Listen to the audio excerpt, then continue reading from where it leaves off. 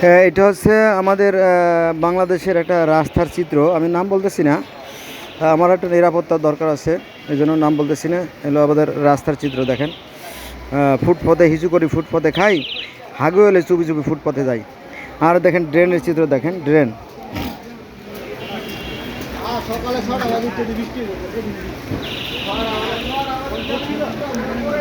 যত রকমের কাঁথা, বালিশ, ল্যাপ, তোষক, যা যা ময়লা আছে, জুতা, সিরা, স্যান্ডেল, বস্তা, সব আপনার ইসের মধ্যে, ওই ড্রেনের মধ্যে ঢুকায় রাখছে, বুঝছেন। আর এখানে দেখেন ইট পাটকেল রেখে দিয়েছে, ইট, এই যে ইটা ইটা, এখান থেকে হাঁটার কোনো সুযোগ নাই। এখানে ময়লা, এখানে ময়লা, সব জায়গায় ময়লা আর ময়লা। এই হলো অবস্থা। তার মধ্যে দিয়ে আমি যে যাচ্ছি, হেঁটে যাচ্ছি, এই দেখেন, এই দেখেন, এই যে বস্তা, এই যে বস্তা, বস্তায় ময়লা। এই যে মানুষগুলো, ছাত্রীগুলো রাস্তার মাঝখান দিয়ে যাচ্ছে।